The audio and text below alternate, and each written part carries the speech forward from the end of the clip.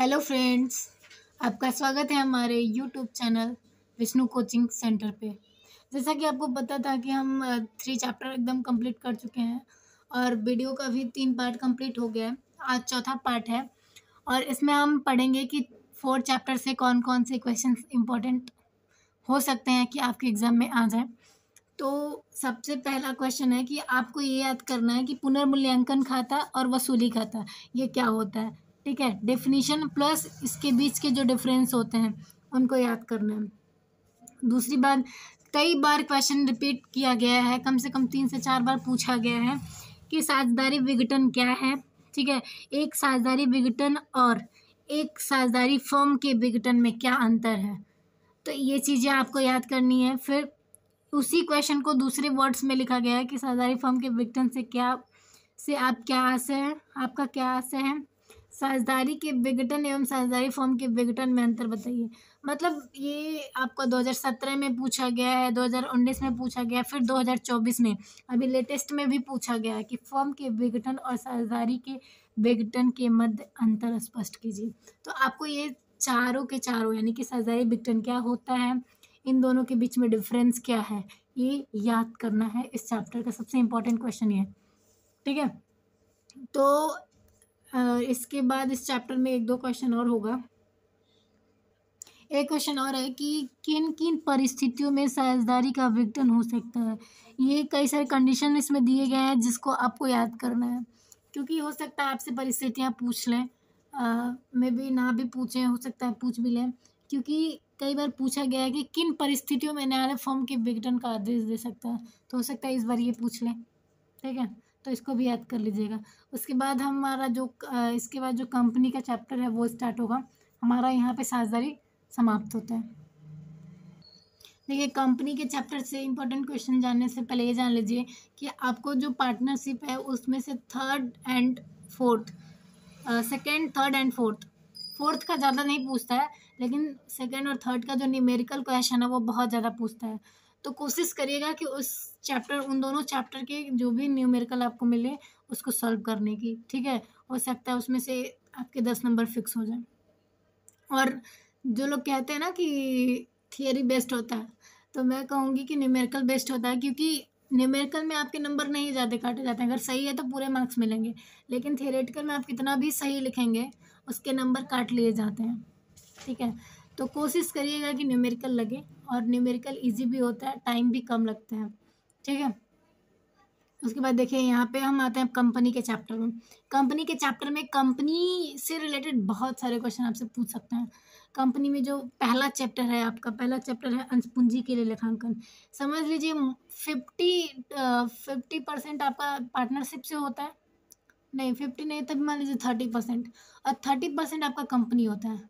बाकी अदर जो चैप्टर हैं उससे 10% करके आ सकते हैं, जैसे रेशियो एनालिसिस हो गया, डिबेंचर से हो गया, फिर और 2 चैप्टर है, फाइनल अकाउंट्स हो गया। उन सारे से अगर मान लीजिए 10-5% उसमें से आ सकते हैं, लेकिन आपकी जो 50% सिलेबस है ना, इसी से पूछे जाएंगे। 50 क्या 60%। तो आप इन दोनों चैप्टर को एक टाइप से मान के चलिए, बेस है आपके चैप्टर बुक का। इन दोनों चैप्टर को आपको अच्छे से पढ़ना है। इसमें कंपनी का चैप्टर है और इसमें पहला ही क्वेश्चन आपके लेटेस्ट जो एग्ज़ाम हुआ है 2024 में, उसमें पूछा गया कि एक कंपनी के वास्तविक स्वामी कौन होते हैं। अब आपसे भी कोई पूछ सकता है, जैसे इसमें ऑप्शन दिया है सरकार, ऋण पत्रधारी, निदेशक मंडल। देखो पहले मैं एक एक करके समझा दूँ।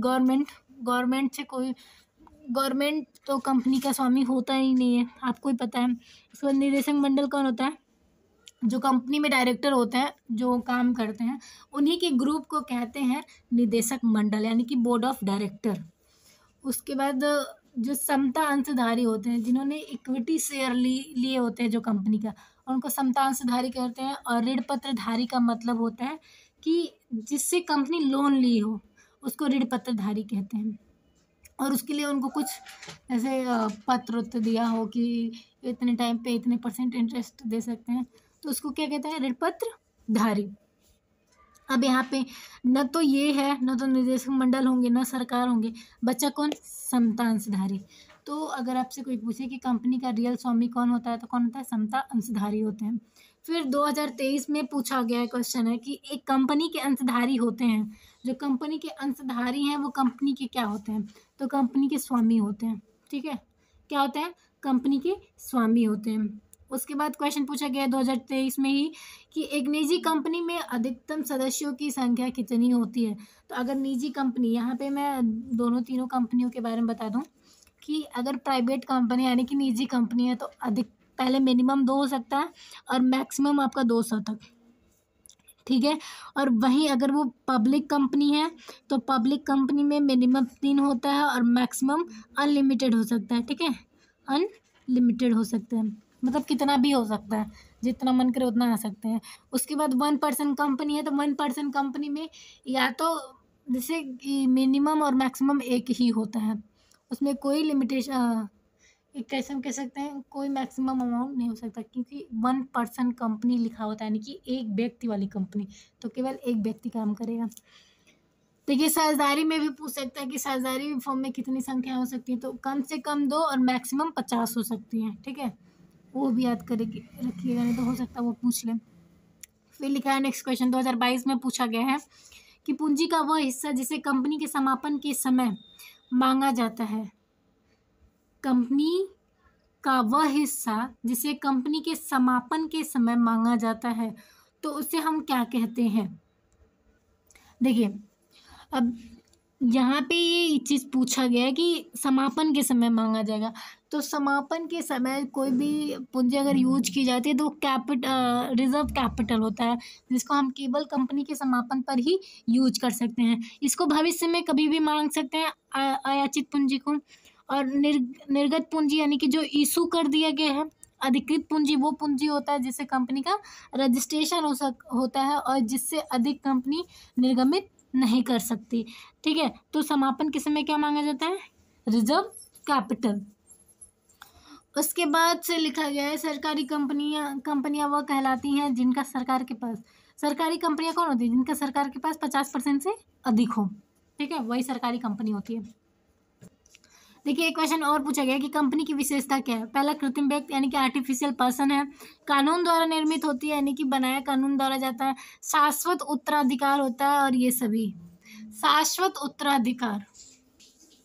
देखिए, तो कृत्रिम व्यक्ति और कानून द्वारा निर्मित शाश्वत उत्तराधिकार, ये तीनों इसका आंसर हो जाएंगे, यानी कि ये सभी इसके आंसर होंगे। उसके बाद से यहाँ पे देखिए,